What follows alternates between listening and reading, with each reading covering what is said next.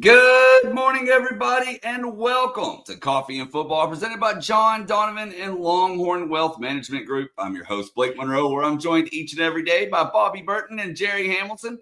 Be sure to tell us where you're checking in from this morning, what you're drinking. Get those questions, those comments, get it all in. We'll get to as many of them as we can here in just a little bit.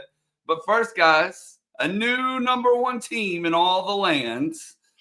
I failed the chat. I don't have my gooders, and I actually glad I don't have a gooder read this week because I can't locate them right now.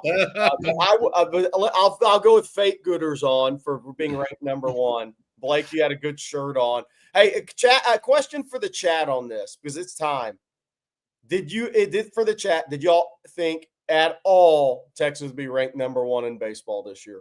Did anybody raise your hand if you thought that would happen? I was hoping they would make the tournament. Yeah. I mean, Blake, you're the resident baseball guy. Yeah, I thought host a regional would be the upside of this year. Just kind of see how it goes and prove around the board. But no, did not expect this at all, guys. What are they now? That halfway through the regular season, essentially in conference play. Correct. They've definitely outperformed expectations, but they still got a lot of road to hoe. Oh, yeah. And look, A&M is coming back right now. A&M, by the way, they overcame a 10-run deficit to sweep South Carolina and had 2 grand slams in 1 inning. So A&M's not dead yet. We tried to put dirt on their grave. They wouldn't let us, unfortunately. But Texas right now, number 1 ranked team in the country. Congratulations to Jim Schlossnagle in his first year at the helm. Certainly things moving in the right direction there that way for the Longhorns. They pulled out it was a 2 or 3 series win over Kentucky. They went to extra innings. I think it was a 15-inning game on Saturday, Blake, then a kind of a nail biter yesterday. They won 5-4, holding off Kentucky. But that was a Kentucky team that showed a little pluck, I think, and they were leaning into some pitches. This is the same Kentucky team that tried to play a little league ball against A&M and wind down the clock so an extra inning couldn't start. So Jim Schlossnagle's guys went to Lexington and took care of business and get rewarded for it. Number 1 ranked team in the country now. And they're the only SEC team to not lose a weekend series so far. So, yeah. That very, very cool. 6-2 now versus the top 25 and 11-4 in quadrant 1 RPI game. So quite the season going on, no doubt about it. We'll get more into it here in a little bit because I see some questions. But first, guys, let's talk some spring football. About halfway through that point as well. Of course, they take the practice field again this morning. Sark meets with the media at 11. So right back at it. Yeah, they are. And, the big thing that happened this weekend, just for everybody's knowledge, Texas had a scrimmage of sorts on Saturday. It was controlled. It wasn't, keeping score kind of stuff or anything like that. But what happened also is a lot of onlookers were there. And what I mean by that, it was the coaches clinic, the high school coaches clinic was ongoing. There were a lot of recruits on campus as well that were coming in to see it. So we got a lot of feedback on the scrimmage and on the practice itself. The biggest news that arose out of all of it, including what happened on the field, is actually who showed up at practice. Right. And that's Derek Williams, the defensive back out of New Iberia Westgate, guy that started some games as a true freshman, started some games last year before going down with an ACL tear. He was actually back on the field. I mean, look, what is that? Oklahoma games, October, November, December, January, February, March. 7 months after an ACL tear, he's back at practice. Now, he wasn't a full go, but you talk about a loaded secondary where you look at guys like, I mean, look, are there 2 more big safeties than Jelani McDonald and Derek Williams in the country? I mean, those are intimidating looking dudes. You got those. Then also DeAndre Moore came back and practiced a little bit. Ryan Wingo came back and practiced. So it was the first time this spring where Texas started putting a lot of its assets on the field at once, if that makes sense. And so the feedback I got out of it was, and I spoke to one coach in particular, is just how different Texas looks overall as a team. I mean, they look like, you can say whether or not Texas looked, if you would go out to a practice, look like a top 3 or 4 team, or if they look like a top 10 or 15 team athletically. I mean, I've been covering college football a long time. Jerry has too. He's been to a Georgia practice or a Florida or a USC back in the day. We've been to all those. I always thought Texas looked like a top 5, top 10 team the last couple of years, maybe a little higher. You go out to practice now, you think you're looking at a top 5 most talented team in college football. And I'm talking about through the roster, right? Yeah. I'm not talking about, top 5 players on the team where, you look at Kelvin Banks, you're like, yeah, okay.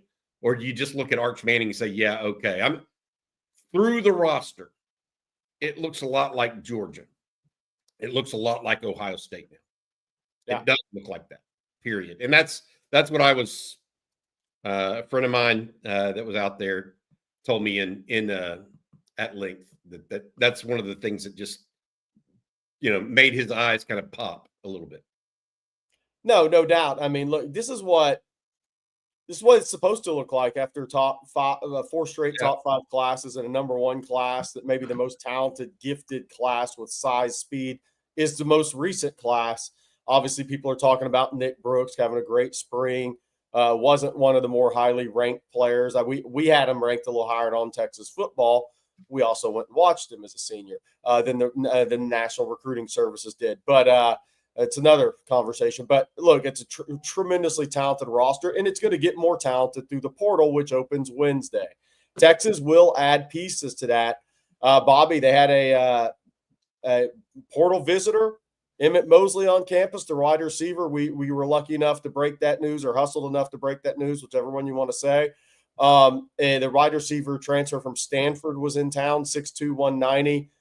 Comes from a family of really talented athletes. His mom was at Notre Dame was the National Soccer Player of the Year. So your women's soccer equivalent of the Heisman or the Wooden Naismith in basketball, that was her.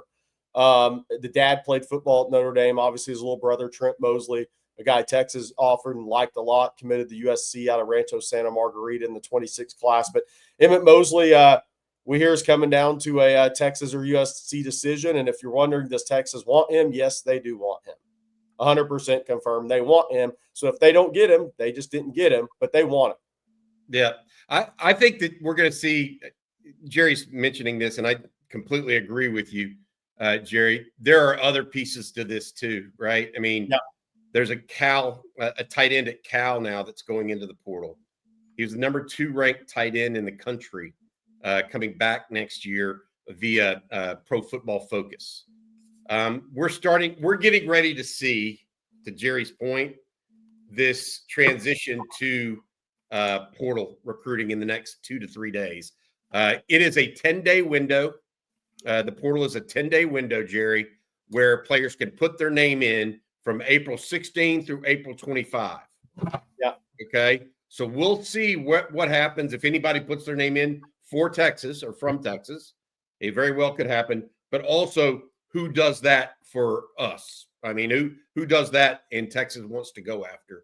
I don't think everybody's name is out there. I'll just put that out there right now.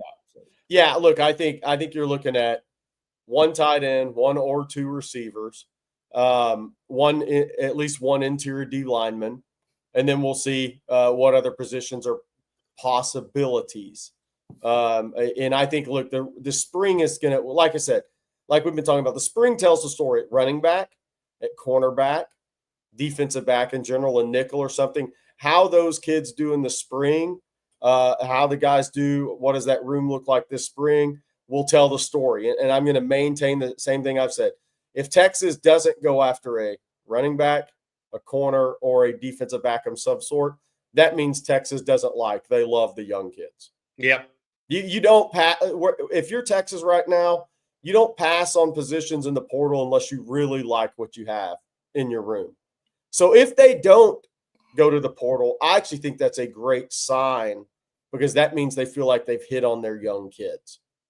and they feel like those guys, whether it's the freshmen going to be sophomores, true freshmen, what have you, that'll develop during the course of the season, they feel like they've really hit on their young players. And that's maybe the best sign of all, is if they don't go into the portal at running back. That means Christian Clark, okay, he looks really good coming off the injury. Oh, James Simon's ahead of schedule, as we kind of predicted here. So then you're like, well, so we get Cedric Baxter back a couple, 3-4 games into the season, and do we really need to go to the portal for a running back? If those things happen, that's a really good sign for Texas. All right, guys, before we move on and get to the next subject, Bobby, I'm going to let you tell everyone out there about Longhorn Wealth Management Group. Yeah, absolutely. Thank you to John Donovan and his group. We'd like to thank them for sponsoring every Monday's edition of On Texas Football. John's a proud Texas Ex's Life member whose wife and 6 siblings are also UT grads. It's this UT family passion that led John to brand his firm, Longhorn Wealth Management Group. He dedicates it to providing investment, retirement, insurance, estate planning services, and solutions to Longhorn families and friends across the nation, and has done so for more than 30 years now. John was excited to hear all the good news and great reviews from the football recruits in Austin this weekend on unofficial visits, and to watch the team scrimmage on Saturday. Likewise, John wants to encourage all OTF fans to schedule their own unofficial visit with John and his team by taking advantage of the free 90-minute private consultation they offer to show you how working with a certified financial planner like John can help you maximize your wealth, minimize your taxes, and ensure your legacy. Call John Longhorn Wealth Team, 972-707-4900, or go online, www.longhornwealth.net, to schedule your free 90-minute private consultation with John today. Again, that's 972-707-4900, or go online, www.longhornwealth.net. Thank you for that, Bobby. And guys, we need to tell someone happy birthday here. All Things Theology says today is my birthday. I love watching OTF. So happy birthday. Hope it's a very special one. Thanks for tuning in. Let's have a good week too, man. Yeah. Jerry, you're muted. I don't know if that's your church trying to beat Blake today. I don't know if that is your first post in the chat. I don't remember seeing All Things Theology. Maybe you have, but that's pretty cool. If that's your first post is your birthday. It's probably not. There's so many things that go through the chat, but happy birthday. Yes, definitely. All right, guys. Let's see here. It was a big weekend for recruiting, obviously. Jerry, you were out there. CJ, y'all were getting after it. What did you learn? Well, I think Texas, I think one thing they did was they did really well with the kids in Georgia. I think there's some really good returns there. Drake Quinn, I think we have his huddle. We haven't brought up Drake Quinn's huddle before because he had never made a visit to Texas. And Texas was really, they were really on the outside looking in going into this visit weekend because he'd never been on campus. Now he immediately cancels or shifts his official visit process around, and he'll be in June 13th. Well, this is a big, this is an elite upside edge prospect. The guy Texas really likes because you're seeing he has the frame after seeing him in person, but he has a lot of upside with that frame, but he's a physical player. You know, Bobby, most of the guys that are 6'4", 220, they really play off the edge. He'll line up as a 4 at times. You can only do that. And look, this is real competition in Atlanta now. This is Greater Atlanta Christian. Been there a few times in the past. But this is a kid who is a physical football player. While sometimes it doesn't show because he hasn't really grown into his frame, he is a willing physical player. And that's one of the things we talk about in recruiting with Texas is they're recruiting guys that are contact players and physical players. And yes, he's got quickness. Yes, he'll be a good guy off the edge. But it's that physicality. I think it's much like Zena here. That they like where the frame can go, and they like the physicality he plays with. Here he is playing a little tight end, but a guy that likes physicality of football. And it's going to be, look, Texas is going to be right there. I had one person tell me they wouldn't be surprised if Texas wasn't the favorite for Drake Quinn. And we'll see where that goes because you're talking about Georgia visits, Clemson visits, Auburn, you name it, Tennessee, right? USC was trying to get him out. While he may not be ranked as high as some others, college coaches certainly think his upside is that, by the way he's being recruited. And Bobby, he can really run, and he's physical.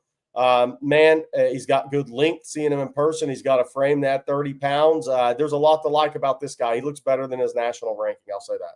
Yeah, I mean, there's all of that, and I would go back and just as y'all watched him here, your comment about doing well in the state of Georgia, I think just doing well nationally overall. I mean, look, Jerry, you were just talking a second ago about Emmett Mosley. Well, he's from Southern California. Yeah.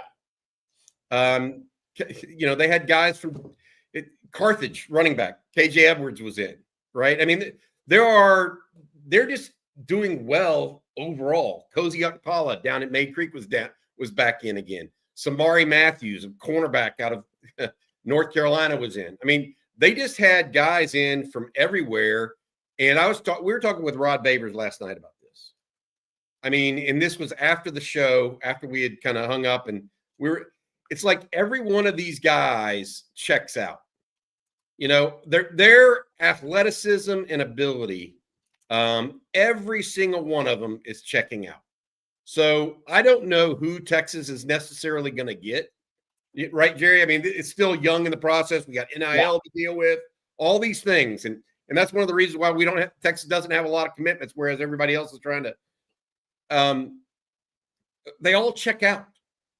And so at some level, you're looking at recruiting right now going, I don't know who. It's like your conversation on offensive line recruiting, Jerry. I don't know who they're going to get exactly, but I feel really positive about what the end result's going to look like. Yeah. And Dre Quinn, this guy that we're watching right now, is one of the reasons for that, because we didn't even know much about him until 48 hours ago. And then they bring him in, he has a great visit, and you look at his tape and you're like, yes, please, I'll take that, And so I feel like the bigger picture for me it's doing well in Georgia, and yes, it's getting involved here, but man, it's just the type of player, Jerry, that they're picking out right now. Just really, really impressive to me, and the reception they're receiving and they're getting. Yeah. So I'm going to continue on with the Georgia theme real quick because I only got one guy out while watching this. Xavier Griffin, the 5-star linebacker, one of the best players in America, made his first unofficial visit. And this is why the month of April is big for me, because this is the first visits to Texas for these kids. And this is when the process really started with Jamie French, Myron Charles, Josiah Sharma, a few others last year, Grayson Littleton, even though he wasn't offered, Zealous Hicks, even though he was a junior at the time. But Xavier Griffin, I feel pretty good about Texas getting an official visit from the 5-star linebacker in Gainesville, Georgia, home of Deshaun Watson. For those that want to make a joke in the chat. But a current USC commit, like a lot of guys are, and we'll see how many they actually signed from the class. I feel pretty good about Xavier Griffin making an official visit to Texas. I think Texas is doing pretty well with Bryce Perry Wright, the 5-tech D lineman out of Buford, Georgia. I think Clemson, Texas A&M, those are three schools mentioned most. A&M's trying to make a run in Georgia too. And he's going to visit Auburn as well, Tennessee as well. We'll see if Georgia stays in the mix there or not. But Texas is having success there. Hezzy Kent. I think Texas has a real shot at Hezzy Kent out of Brunswick. Looked great physically, by the way.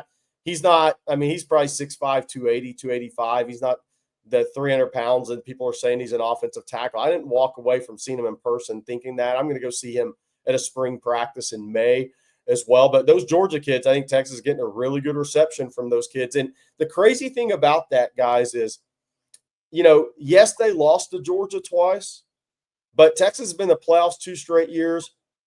And them and Georgia had 2 really good football games, maybe not from a Texas fan perspective, the first one, but they put a good product of college football in the field twice. They both made the playoffs. And of the teams, where there's opportunity in Georgia right now is Nick Saban retired. Yep. And DeBoer's a great coach, but until the recruits see that on the field at Alabama more so in their minds, there's opportunity there. Well, because Clemson did really well neighboring Georgia for years. Wouldn't have won national championships without the state of Georgia on their roster, clearly. Tennessee's done well at times, but Texas has real opportunity. Florida will do well in Georgia, but that's who you're battling. That's who you want to be battling for in those recruitments. In-state wise, here's the John Turntine frame update for all the Warriors out there. His wingspan has grown. He was around 81 inches the last time he was. He was over 82 at Texas this weekend. 34-inch arms. His weight's fluctuating between 269 and 275 right now. The one thing I'd say for the people worried about that, when Trevor Gooseby committed, he was 268 pounds, guys.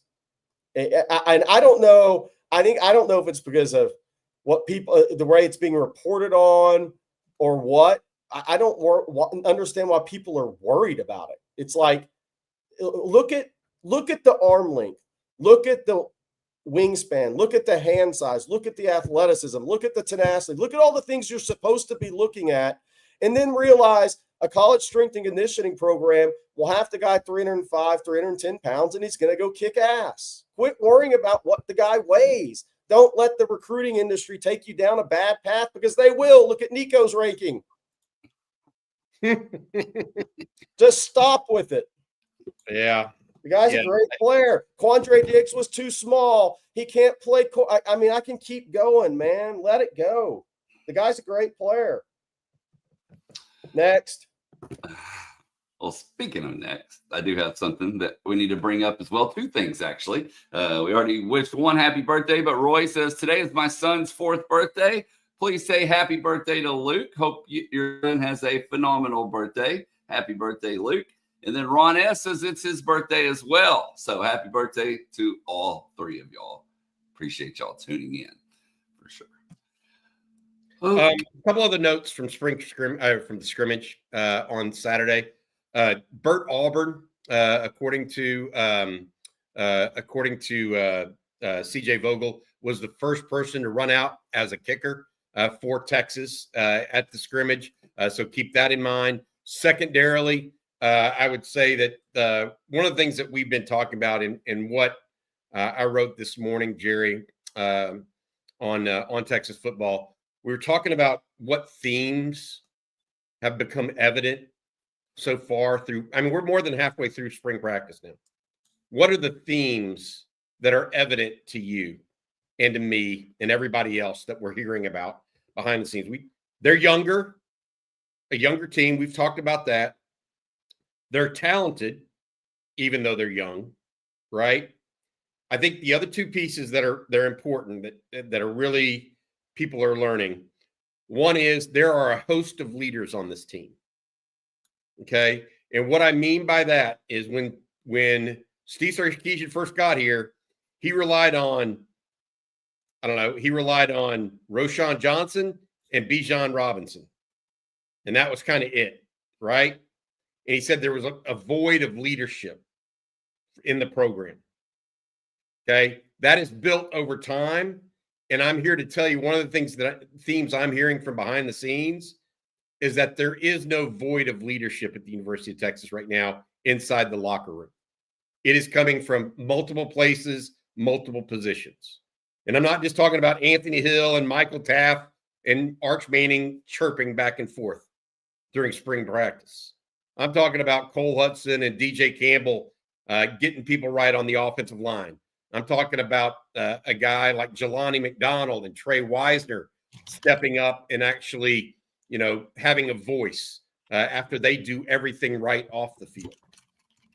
That is a theme. Texas is developing leaders right now in the football team, and I think that's going to matter as this team, as a young team in particular, has to lean on somebody. Okay. The fourth thing that I mentioned in this morning's article that is a theme for me is that this is now Arch Manning's team. It is clear, and I would say this, I do not think, and I think because of that, this offense, from what I'm being told, particularly on Saturday, is morphing in front of our eyes. Okay. The run game, very similar. Outside zone, duo, inside, it's very similar. Run game, similar. Pass game, morphing. So the quick passing game, Sark still has it in the arsenal. I'm not saying he's not going to use it. Okay. But it's morphing right now from what we've been accustomed to the last 3 years with Quinn Ewers. And so I would tell y'all all that the themes I have right now as it relates to Texas football, young team, very talented team, leadership is developing, and this is Arch Manning's offense with Steve Sarkisian. I don't think there's going to be, I'll put it this way, I don't think there's going to be a half measure as it relates to what Steve Sarkisian does with this offense this year. I don't think we're going to come out and say, oh, wow, this is the same offense that he's been running. I think it's going to look different. Outside of the run game, I think it's going to look fundamentally different. So that's what I'm hearing, and we'll see how that goes. Good stuff. We got some super chats here, and Jerry, a lot of them are to you. MP Houston, get the Gooders ready, Jerry. Baseball's number one. Yeah. Thank you for that. Z from the T says Texas baseball number one. Thank you for the super chat. T Mattia says, Jerry, get some new Gooders. It's time to declare yours lost. I have two guesses at where they're at. I'm going to find them. Your son's face? Is that one of them? His backpack is one of them. His backpack. And then we have Longhorn Frenzy here. Says Kentucky baseball has to be the most annoying team in the SEC, the whiniest coach, and some of the most amateur dugout antics I have ever seen. Their antics remind me of an 11U travel ball team. I can't say I disagree. There you go. And let's see. I think that's it as far as baseball goes. Softball, guys, were ranked number one. We look for that to change as they dropped 2 of 3 to Tennessee over the weekend. They won Friday's game and then only managed to score 2 combined runs Saturday and Sunday. So looks like they'll be dropping. And then in women's basketball, Texas made some noise there on Saturday as they got a commitment. Jerry, I know you like this one. Brea Cunningham of Arizona, the forward. Last season, she shot 56% from the field, which was the 5th best rate in the Big 12, but a big addition there for Vic. Yeah, I mean, look, she gives she's one of the better players in the portal. I think, look, Aaliyah Crump had a good USA Festival game, by the way, USA Basketball Festival game, by the way, the freshman coming in, Aaliyah Crump. But she gives them some scoring punch, a little more athleticism, a little more versatility on the interior and at the forward spot as well. So I think that was a good first pickup in the portal. Obviously, Vic's not done in the portal. Need to get add another shooter, guard to that, perimeter player to that. But that was a really good first pickup. One of the better players in the portal. Yeah, for sure. And then anything in Texas men's basketball, Jerry?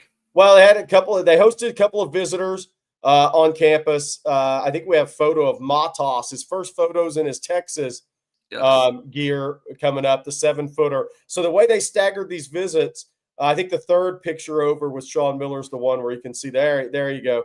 But Matos looking more athletic as he grows, man. His body's changing as he matures here, by the way, if you look at photos from when he came over to the States. But Lucina Traore was on campus Friday, Saturday. I still think he's a big Texas lean. Then Matos was on visit on campus Saturday, Sunday. And now Cam Heidi, the 6'7" forward who's already committed from Purdue, that transfer's coming in, got in late last night, visit today, leaves Tuesday. Those are the only visits scheduled for this week. There's 3 spots remaining now with Malik Presley headed to the portal. And so I think that, if Texas closes out Traore, they'd have to be barring a major change there. You'd be pretty much down, would have 3 spots remaining. And I think, look, the combo guard, I think Texas is going to take their time on that.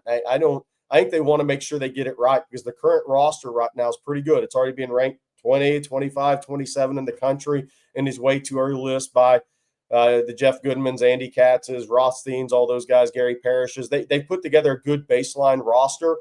Now that next portal edition, that combo guard is going to be big. If it's a really good player, one of the guys they really want, then Texas has a chance to be a really good team in year one, and then see what else they add after that. But I can tell you that Texas is very happy with the way things have started in the portal for them. And I think they're excited about some of the guys that they're and I would say it's worldwide. It's global recruiting.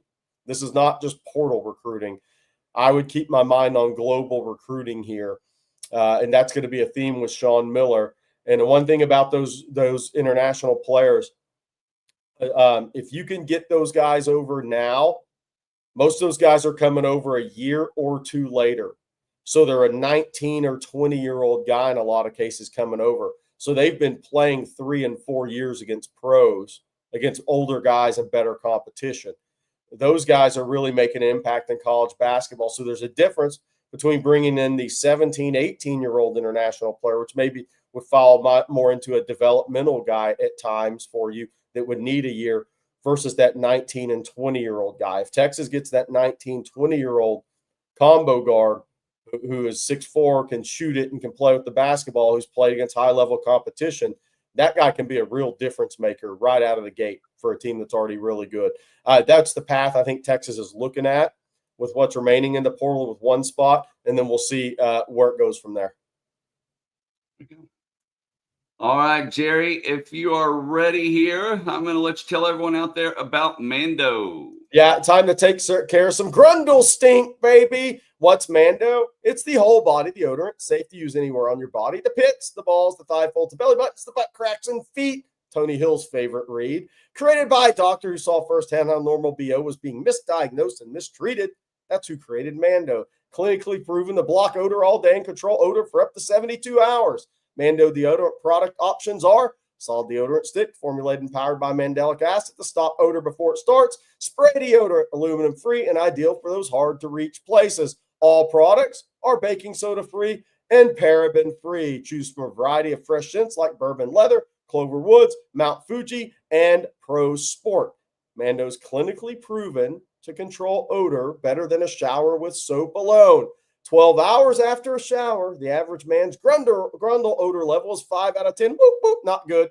With Mando, the average grundle odor level is 0 out of 10. Yay, cheers, very good. Want to try America's number one whole body deodorant formula right now? You can find them at Walmart, Target, and other retailers across the country. For the best deals, go to shopmando.com. Mando starter pack is perfect for new customers. It comes with a solid stick deodorant, cream tube deodorant, 2 free products of your choice, like mini body wash and deodorant wipes, and free shipping. As a special for our listeners, new customers get $5 off a starter pack with our exclusive code. That equates to 40% off your starter pack with the use of code on Texas, all caps, at shopmando.com. And if you're the people of a certain quarterback, your grundle odor level went to 10 last week. Congrats on being the stinkiest in college football. And I'm going to let everyone out there know about Prize Picks. It's the best place to get real money sport action. With over 10 million members and billions of dollars in awarded winnings, Prize Picks has made daily fantasy sports accessible to everyone. Run your game all season long on Prize Picks, because Prize Picks is the best way to get action on sports in more than 30 states, including California, Georgia, and right here, right now, in the great Lone Star State. And of course, springtime is here and baseball season is officially underway. Don't miss your chance to add your favorite players from the diamond in your Prize Picks lineup. Whether it's strikeouts, RBIs, first inning runs, whatever it may be, take your pick of more or less for your shot to win up to 1,000 times your cash today. You can mix and match player projections from different sports as well. Combine your favorite baseball players with players from basketball, hockey, esports, whatever it may be.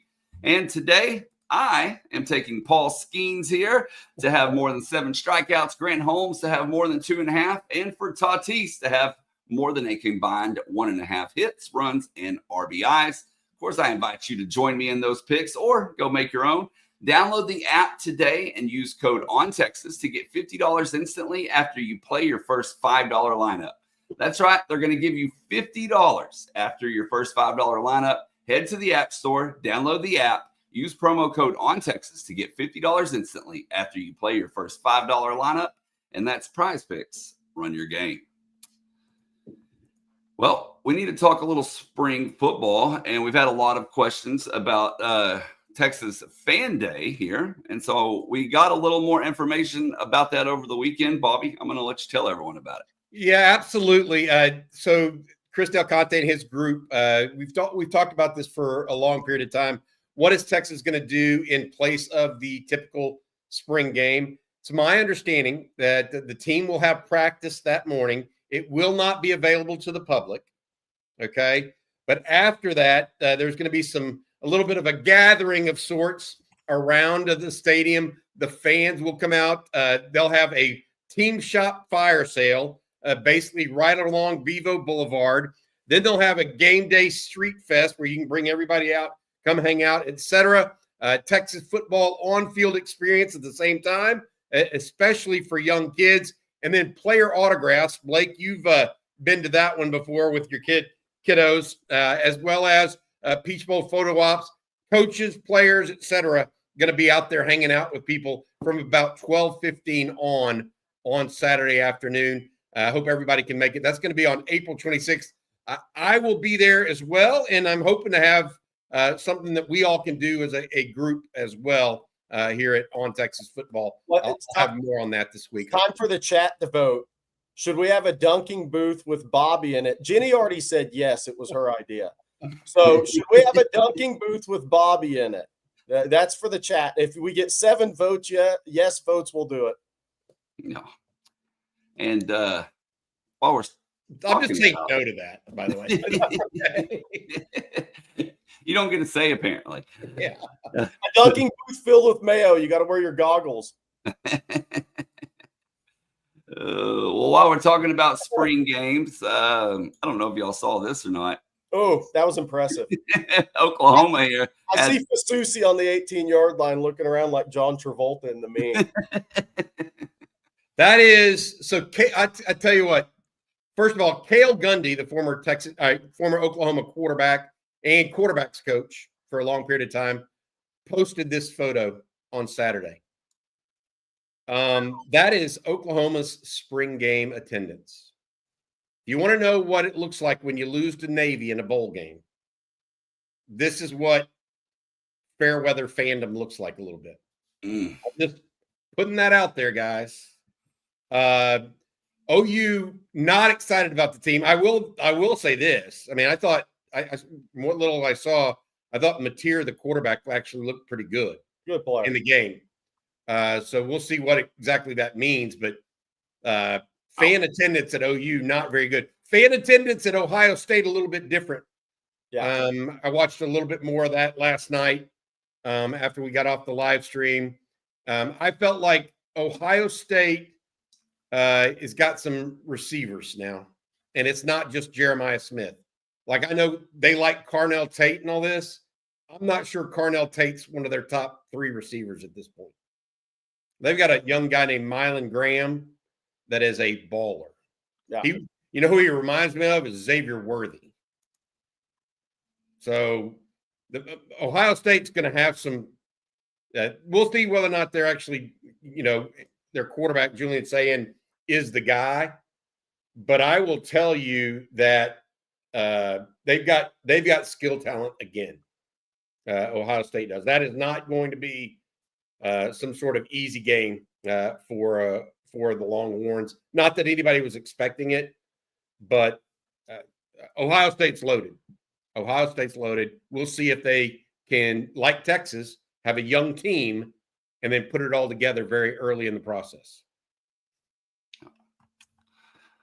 Okay, let's move over to some more supers this morning. Our friend Jack, we appreciate you as always, Jack. He says, I guess I'm dense, Bobby and Jerry, but I still don't understand how revenue sharing will impact NIL. So you're not dense. It's just dumb. And I'm not talking about you. I'm talking about the whole process. So the problem that we have right now is revenue sharing is being utilized under the guise of NIL, name, image, and likeness. In reality, it's not NIL. It is pay for play. Okay? So other than Arch Manning and Viore and Red Bull, it's typically pay for play. What is getting these young men their NIL packages? Well, NIL is not supposed to be that. So what does the NCAA claim to do? Oh, well, we're going to give them that for their NIL and not call it pay for play. It just doesn't work that way. So, Jack, how it impacts it, if, say, a Texas roster costs $25 million or $20 million, 15 of that will likely be coming from the university itself, and the other 10 to 15 coming from private donations, somehow through legitimate NIL deals. We'll see how all of this works out, because I think it's going to get, it'll be litigated, lawsuits made, etc., as soon as the House settlement is agreed to. The very minute somebody disagrees with what fair market value is, it's going the wrong way. So it's not that you're dense, it's that the whole situation is dumb, because the reality of it is they are right now just kicking the can down the road again for more problems, instead of addressing it head on, that football players and basketball players should probably be employees. They're keeping them as subcontractors, essentially. And because of that, you're going to see Nico Iamaleava leave 2 days before the portal. And I think that it's a bad move, but I think the NCAA thinks it's necessary to have some level of leverage in the next round of negotiations with players or whomever they want to talk to about this. So that's where it's at. I think it's just another kicking the can down the road. And fellas, we haven't even discussed the hottest story in college sports. So we have a lot of people commenting on it, asking questions. Like Kyan here says, Nico landing spot prediction. Initially, when all this happened, somebody told me they thought it'd be UCLA, but and I got a text this morning, but not saying it's going to happen, but somebody was saying North Carolina is now what people are thinking. I'll say this for the kid. That would actually be a great decision for him. You want to talk about rebuilding your image while also going to a spot to have the best chance, and he needs a lot of development. North Carolina would actually be a really good pick for the kid. That would be actually a smart decision for him. Get with Bill Belichick. Stay there 2 years, not one, and try to bend them over. But stay there for 2 years and actually develop with a really good coaching staff. Try that. Let's see. I'm going to put it like I don't know that he goes anywhere that's a good fit for him. I'm trying to tell you, he is a one-read quarterback based on Josh Heupel's offense. Mm-hmm. Okay. He never elevated himself from that his entire career at Tennessee. Okay. And so, and people are saying, "Oh, SMU got money. They take it." They're not taking. They have a better player. Same thing with Oregon. They have a better player. They feel like. Yes, and that's my point. I feel like the problem here is Nico overvalued himself and over-leveraged himself. I think he's a very mid-range quarterback. Somebody said, so he's another Jackson Arnold. Very similar situation. Overrated. Decent quarterback, but not a 5-star. Not a categorical difference maker. Maybe better than what somebody has. But, I can't see somebody paying him more than the 2.4 he was due. No. If they do, I think it's just dumb money. I don't think Bill Belichick can save Nico in a pro style offense. Nico does not run a pro style offense. He runs a half field offense. So he's going to have to go to a half field team. Who runs that? Not many people. So I don't see it. I don't see it. That would be his best chance for development, though. Texas Bolita says, do y'all think it was Nico or his camp that pushed this? I think it was his camp. I think he's got some, just from what I've been told, some really bad counsel, starting with his father, who initiated it and tried to, squeeze blood from a turnip. And then some people around him that seem to think that everybody should go for the highest price instead of finding the right fit for a young man. Like Tennessee's a good fit for Nico because of the style of offense. Who else runs that offense anymore? Where's Dino Babers these days? Well, he runs it. I mean, anybody else? I think Dino's out of a job. What it also, the whole situation screams is influence around family for personal gain that has got into the ear of the family for personal gain, which is what, look, Nico was already making $2.5 million. Already making that. And I'm not saying you can't get a little slightly better deal, but that it's the people around that situation who have pushed it to where it is. I firmly believe that. And they did that for their own attempt at personal gain financially. And look, but I will say this. I said it last night on a live stream. I think this happening is actually going to end up being a good thing for the sport, because you have to have situations like this happen for there to be the positive change around the NIL that I think needs to happen. And I say that because of this. What's going to happen now is Tennessee is going to go try to rip somebody's quarterback that just finished spring practice, and this football staff has built, who just probably got this guy in January, just went through spring practice and built their team around him. And now Tennessee's going to try to rip that guy from them. And they're going to be left holding the bag late in the portal process, because who are you going to get better than the guy that Tennessee's about to try to rip from you, because you just went big to try to get that guy on your team? That's what's about to happen. So all these things that are happening around this situation, I think, are going to push for some things that need to happen. And I'll tell you this, it didn't get as much run because it wasn't a 5-star quarterback at Tennessee who was a playoff team, and the way it went down on social media. But more, I think, disastrous for NIL where it is now as opposed to where it needs to go. And it was just missed because the Nico thing, the point guard from Baylor, Rob Wright. And I know people are like, well, nobody likes Scott Drew. Don't feel bad for him. But think about this situation too, though. There's two things that happened, and this one just didn't get the coverage. And it's very important in NIL. Rob Wright had agreed to his NIL deal with Baylor. It was significant. It was over $1 million, and he was already getting money on that. BYU comes in and offers 3.5. Okay, we're entering the end of the portal stretch here in basketball. And last week, Rob Wright said, I'm out. Paid back money, takes BYU. So what happens to Baylor in that situation? Whether you like Scott Drew or not, this is where the reality where it's at. A lot of the guys you would have gone after if you were going to lose your point guard in the portal, your young point guard, are already gone to other teams. So what are you going to do with that? So that's the issue. There's two things that crept up this week that show the real issue right now for me.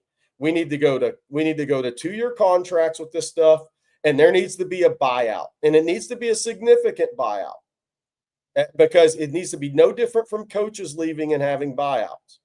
I'm all for kids getting paid. I'm all for that.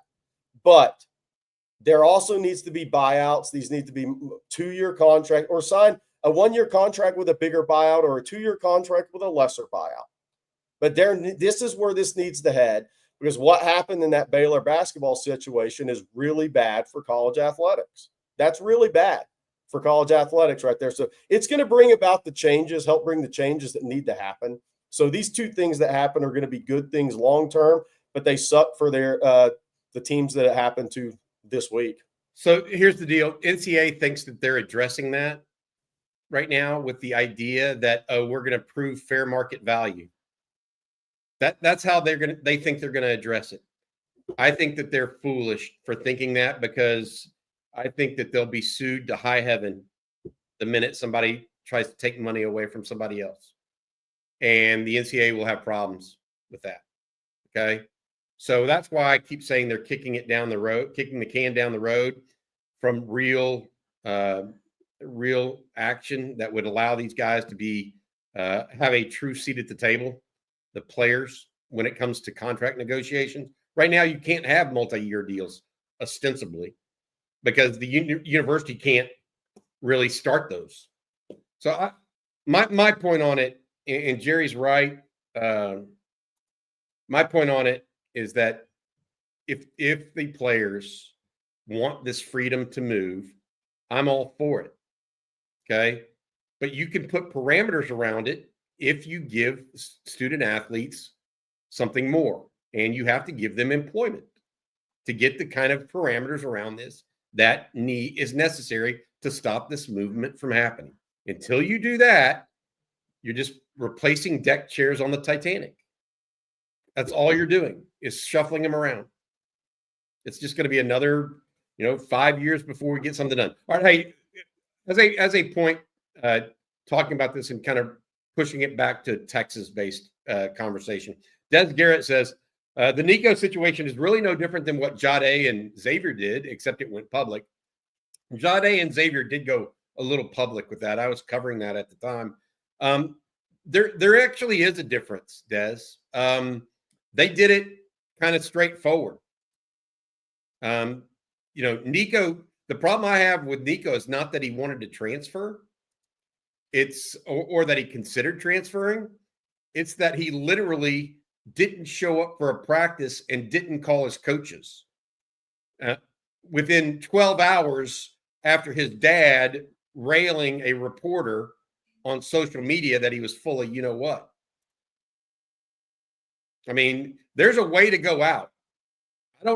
Jade and Xavier just did what they wanted to do to try to make as much money as they could. Okay. Maybe that's what Nico is doing to a degree. The problem, Des, is he's not as good a player as those two. And the second problem is, or as meaningful to his team. And the second problem, in my opinion, is how he did it. The real issue isn't whether or not Nico wants more money. It's that you don't even show your team's practice the night after don't respond to your coaches. Don't respond to your coaches. Teammates. You take on media members and tell them they're full of you-know-what. That's just not how you do it. So it is different. It's fundamentally different, in my opinion. It's the how he went out as much as the fact that it's happening. And the one thing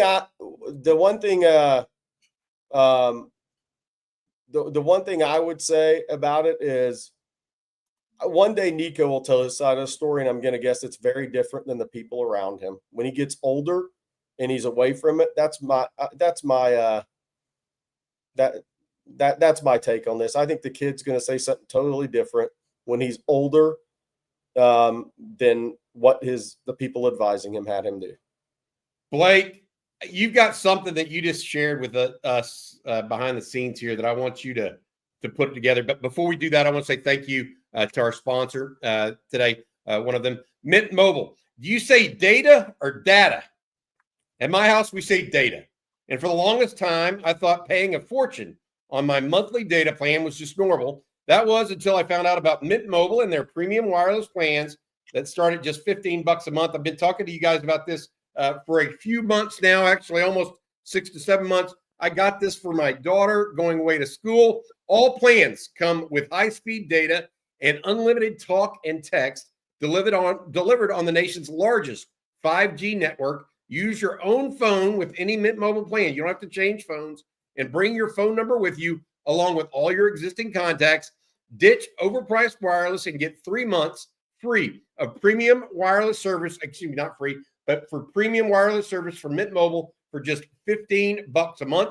Mint Mobile is here to rescue you and your squad with premium wireless plans at a very reasonable cost. All plans come with high-speed data and unlimited talk and text delivered on that 5G network. Use your own phone with any Mint Mobile plan to, no matter how you say it, don't pay for it. Shop data plans at mintmobile.com/OnTexas. That's mintmobile.com/OnTexas. Upfront payment of $45 for 3 months, 5 gigabyte plan required. That's the equivalent of $15 a month. New customer offer for first 3 months only. Then full price plan options available. Taxes and fees extra. See Mint Mobile for details. Again, been using this now for, I guess, around 9 months, actually. It's been very, very happy with that cell phone bill. Again, mintmobile.com/on-Texas. Well, guys, ESPN put out what they did is they basically took the top 7 quarterbacks of this year's draft class and looked at their bust potential. Now, there's a mathematical formula that goes into this, and we won't get into all of that. But one of the quarterbacks they looked at was Texas' very own Quinn Ewers. Woo! And his bust rate, according to their formula, is 96.1%. They give him a 3.1% chance to be an adequate starter, 0.7% chance to be in the upper tier, and 0.1% chance to be elite. And that bust rate out of the 7 that they looked at, guys, is actually the highest. The next one. I was going to say, what are some of the other quarterbacks in the draft comparative? Yeah, so the Louisville kid, 96% bust rate. That's 24 out of 25 chance. Yeah, the guy's going to bust in the NFL. Yeah. Wow. So definitely the highest. Will Howard has a 70% chance of being a bust, according to them. Jalen Milroe with a 65.7% chance.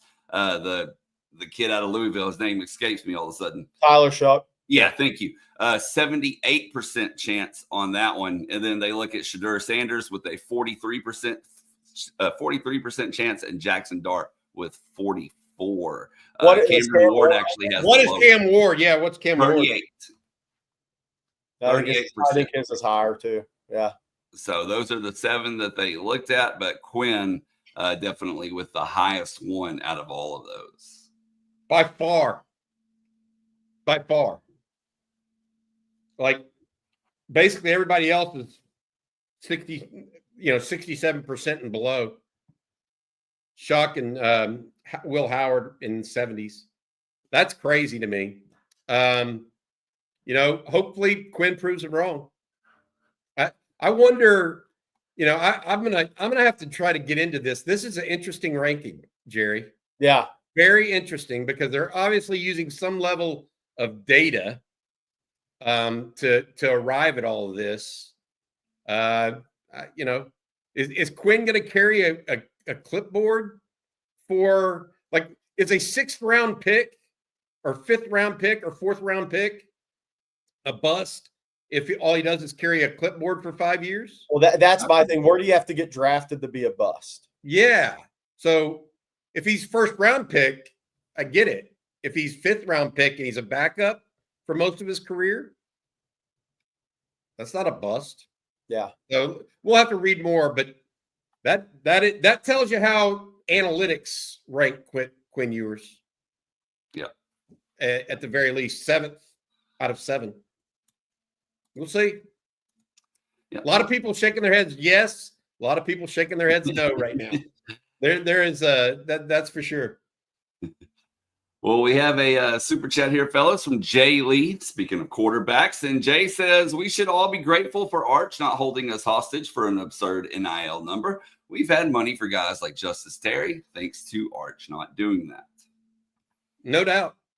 I mean, I think that I don't want to say team-friendly deal or whatever, because I don't know the specifics of his deal. But is there any question that if he wanted to, he could hold the team hostage? He absolutely could. Yeah, I mean, the whole thing with this, is the recruiting part, all the BS transfer talk, all the NIL. If anybody had been listening to Archie Manning the whole time, yes, he's given everybody the blueprint of how this thing's going to work. If anybody's looking at Archie Manning's comments, Archie came out and said, we don't want Arch to have NIL deals until he's the starting quarterback at Texas. He's come out and said everything the whole way through this if people were paying attention. What happened? Exactly what Archie said was going to happen. I mean, we didn't want Arch to have NIL deals until he deserved them, and he was the starting quarterback at Texas. And what's happened? He's now signed NIL deals. Just whatever Archie says, I would just roll with. So I'm going to say, that's what I've been doing throughout this whole process. I'll just give y'all the hint right now. I see what Archie says and say, yeah, that's probably what's going to happen here. Well, he didn't screw it up for his sons. He's probably not going to screw it up for his grandson. No. Yeah. And look, and here's the other piece of it too. The family's extremely wealthy. He's came out of high school in a much different position, to be fair. Yes. Oh, yes. They didn't need a $1.5 million NIL deal for Arch Manning for the first 2 years. That would have had no effect on their family. So there is that piece of it. But I will say this. I think the Mannings have a plan and they stick to their plan, period, for development. I'm here for it. They haven't deviated at all. I'm here for it. And we have another super chat. This one from Rob Imfield. He says, "We're Sam and Colt bust." I'll take Colt's bank account. Yeah. Y'all let me call him a bust. That's to Rob's point. This is what I was getting at. You're a career backup, which, Colt started some games. He was a career backup. We all know that in the NFL. Highly successful career, in my opinion. Sam may be on that trajectory right now after going to Denver. He's been a career backup. Where were they drafted? I think Colt was 3rd round. Is that correct? Yeah. What was Sam? 4th. Yeah. And so my point to you is, if you're a 4th, 5th round pick, yeah, everybody wants to talk about a Brock Purdy that's the last pick in the draft making it, but that's not what those guys usually do. Those guys usually end up being backup quarterbacks for a long period of time. 6th round for Sam. Yeah. But my point being is, I don't see that as a bust unless you're trying to categorize and wanting that player to be a starter. I agree with Chris McDonald. If you sign a second contract as a pro athlete, you weren't a bust. Now, were you as good as people thought you could be? That's a different story. But you can't be a bust if you sign a second contract and you hang around and you I don't know. Tony Mandarich signed a second contract, and he was the 2nd overall pick in the draft. There's levels there. Yeah, but still, I get it. All right, let's get to a couple more questions here, fellas. And let's take this one from Roger. He says, "Jerry, Bobby, have you heard anything regarding Ty Anthony Smith?" Nothing new of sorts that we can report, other than he continues to be a part of the process of a linebacking core that is really, really solid. We've talked about it, and whether it's Anthony Hill, Leon Galafau, they've added Brad Spence, Ty Anthony Smith, Bo Barnes, Trey Moore is working into that group. It is a talented group right now. I think Ty Anthony Smith, long term, is as talented as any of them, save Anthony Hill. So I think Anthony Hill is cut a little bit differently, but we'll see what that means long term for Ty Anthony Smith. I think he needs to get a little bit thicker to play the run, and that's going to just take time. He was a multi-sport athlete at Jasper High School. It's going to take 2 to 3 years of really in the weight room building him up for him to be a quote-unquote starting level player for Texas. I'll say this. I think he'll be a lot better as a sophomore than he was as a freshman, and I think he's going to have a career after college in football. Well, Jerry, this is a great point, right? It's like Trey Wisner came in $175. Yeah. Some guys' body types you just don't add automatic weight to. It's a long, lean body, and he is a lean built guy that is going to have to put on weight steadily. Yeah. That's the only way. It doesn't mean he can't play football, though, because he's a hell of a football player. But he has to get bigger. Yeah. And then our next question this morning, fellas, comes from Ivory Martin. And Ivory asks, could Gooseby be one and done this upcoming year? Potentially, yes. Look, a lot of that will depend on, it's just really going to come down to his play this season.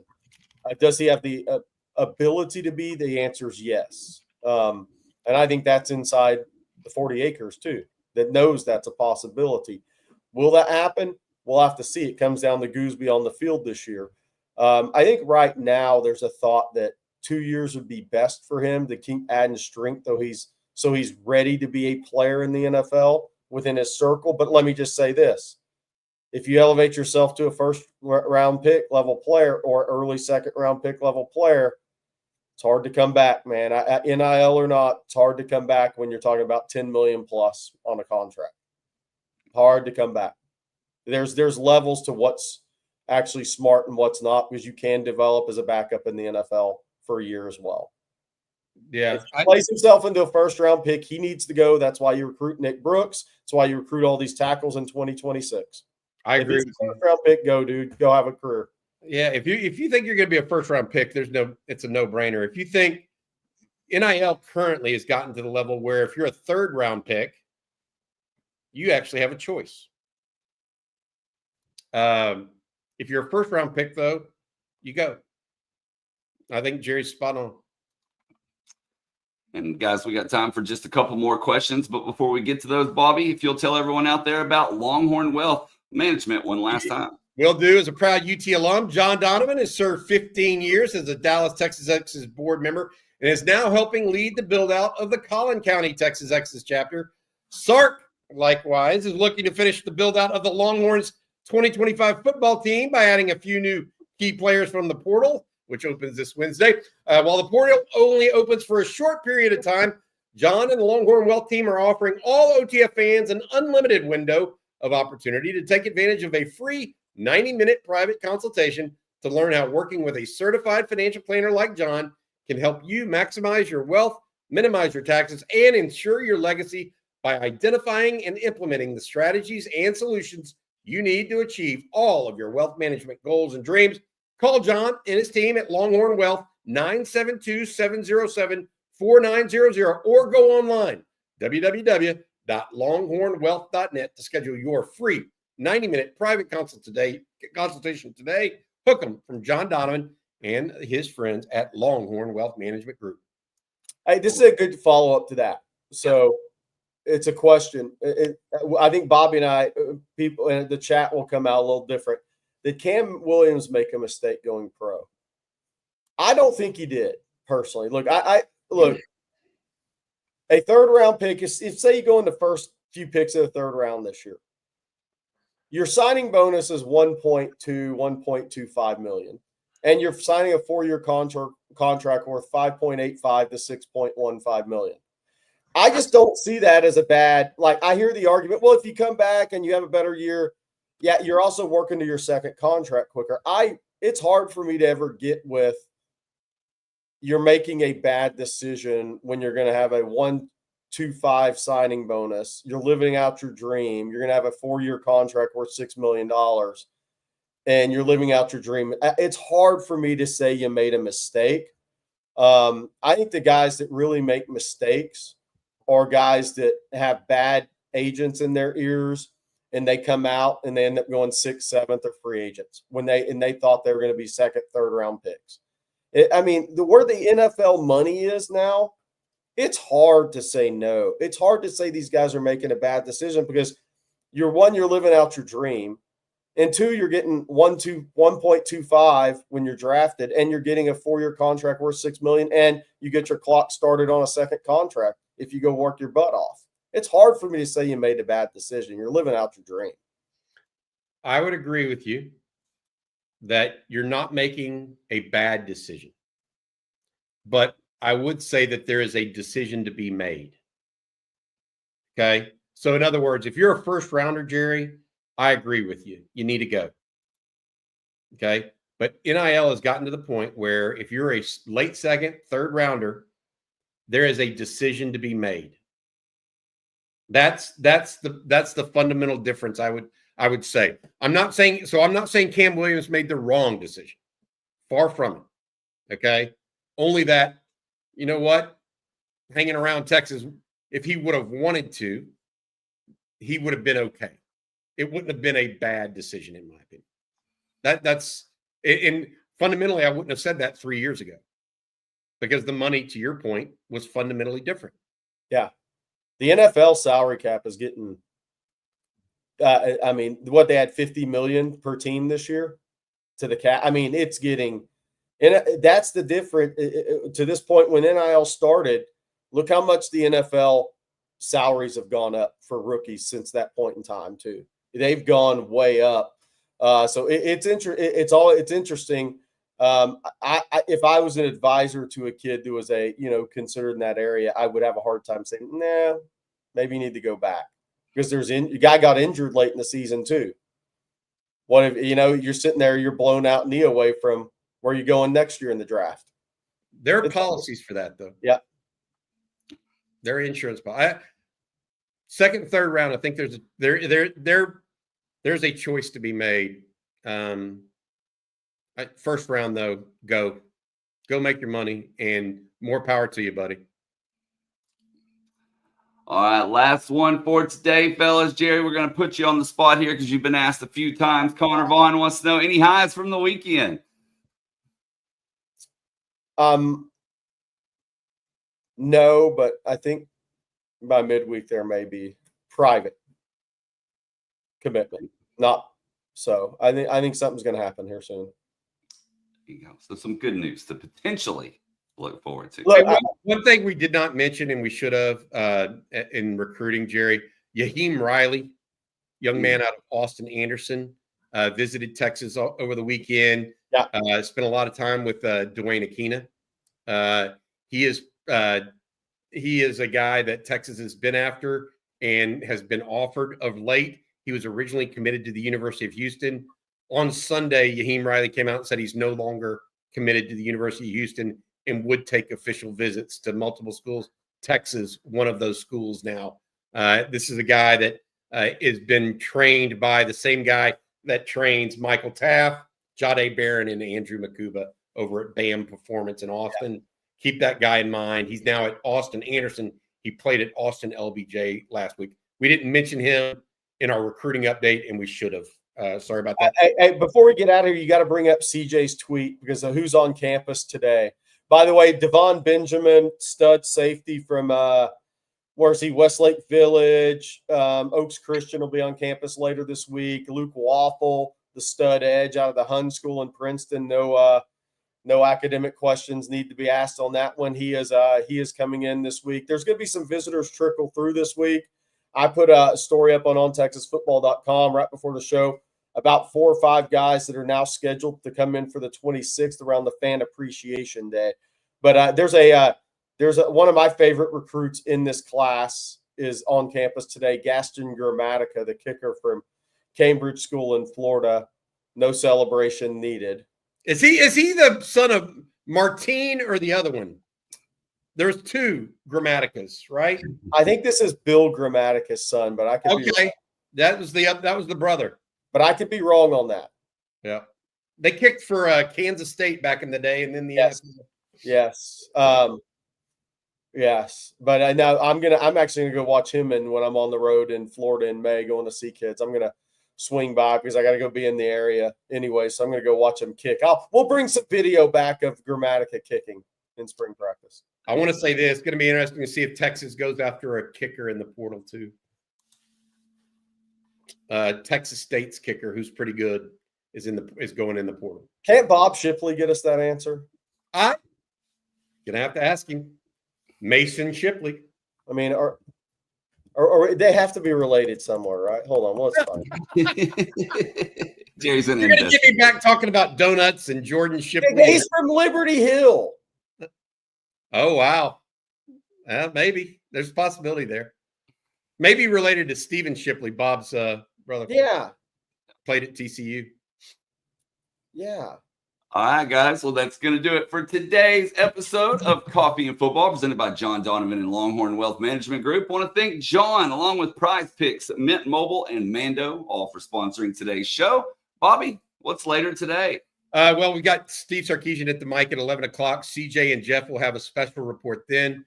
At 3 o'clock, 3:15, Rod Babers and Coach Shipley get going with the winning drive. And then tonight, Jerry and I are going to talk recruiting primarily. 7 o'clock with Talking Ball. Hope you guys are able to join us. Also, make sure you check out OnTexasFootball.com.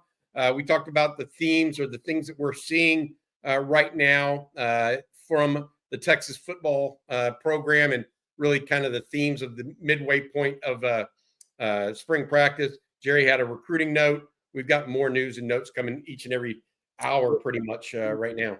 Yeah, I think we'll have basketball. We have good basketball threads going over there too. I think could have basketball news early this week. We could have women's.